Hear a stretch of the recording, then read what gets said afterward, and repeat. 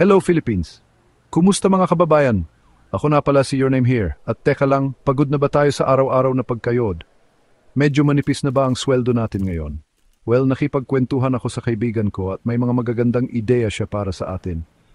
Pinag-uusapan natin ang passive income, mga kababayan. Yung ideya na kumikita ka kahit nagpapahinga ka, baka finally malinis mo na rin yung aparador. O hindi, walang basagan ng trip. Magiging practical tayo, walang mga scheme na imposible.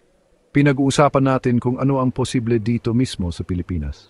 At ang pinakamaganda, hindi mo kailangan maging sobrang yaman para magsimula. Pinag-uusapan natin ang mga ideya na maliit ang puhunan, malaki ang potential. Kaya kumuha ng makakain, umupo at maghanda para sa inspirasyon. Malay mo, pagkatapos nito, baka nasa daan ka na patungo sa pangarap mong buhay, yung masipag ang pera mo kaysa sa iyo. Ngayon, itong una ay napakatalino. Isipin mo ito, may isang tao dyan ngayon na naglalakad suot ang t-shirt na may disenyo. At ikaw, nagpapahinga ka, baka uminom ng buko juice dahil sa bawat benta, pera sa bangko. Yan ang ganda ng print on demand. Gumagawa ka ng mga disenyo, i-upload mo sa mga platform tulad ng Shirtly o Merchiful, at sila na ang bahala sa iba, ang pagprint, ang pagpapadala lahat. Pwede mong ilagay ang mga disenyo mo sa kahit ano, mula sa shirt hanggang sa mug, hanggang sa tote bag. Okay, magaling ka ba sa pagsusulat? O baka naman ang dami mong alam? Kasi alam mo ba yung utak mo? Isang goldmine yan. Hindi ako nagbibiro. Totoo ang sinasabi ko. Pwede mong ibahagi ang iyong kaalaman at kumita mula dito gamit ang mga e-books. Isipin mo, ano ang gusto mo? Siguro may mga tips ka sa pag-budget o kaya naman ay pwede kang magsulat ng magandang guide sa freelancing. Gawin mong e-book ang kaalamang yan, ilagay sa platform tulad ng Gumroad o Payhip at panoorin ang mga downloads ng piso na papasok. Ngayon, para sa ibang bagay naman. Pag-usapan natin ang pagpapatrabaho sa pera mo. At hindi ko sinasabing ibaon mo ito sa likod bahay at umasa na tutubo ang puno ng pera. Kahit maganda sana yon, di ba? Ang pinag-uusapan ko ay dividend stocks at mutual funds. Pwede kang magsimula ng maliit, kahit 1,000 piso lang at mamuhunan sa mga kumpanya na magbibigay sa iyo ng kaunting balik, parang pasasalamat dahil naniniwala ka sa kanila. Isipin mo na lang, hoy mga nagtatrabaho, kang ngapin sa singasaruda mo, paano? Chapter 4, YouTube, Lights, Camera, Passive Income. Okay, medyo nakakatakot pakinggan ito, pero intindihin niyo muna. Hindi mo kailangan maging sikat na vlogger na may kumpletong camera crew para kumita sa YouTube. Sa totoo lang, hindi mo na kailangan ipakita ang mukha mo.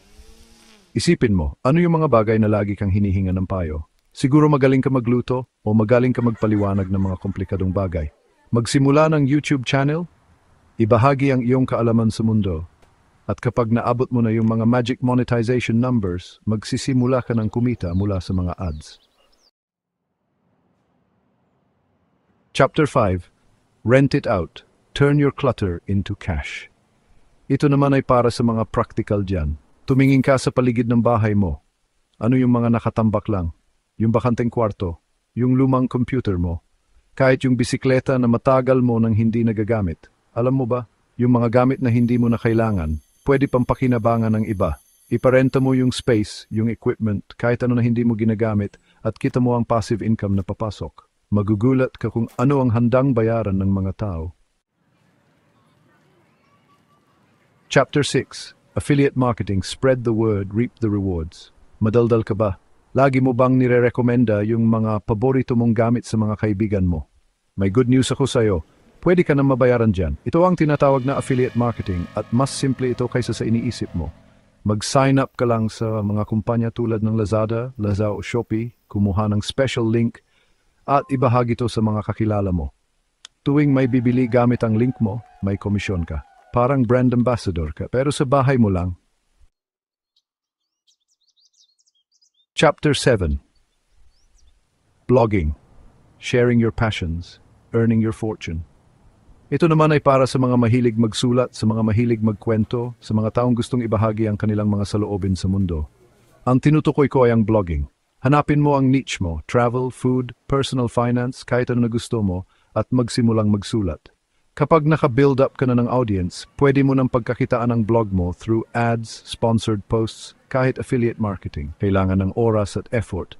Pero kung consistent ka at isusulat mo ang laman ng puso mo, napakalaki ng pwedeng maging reward.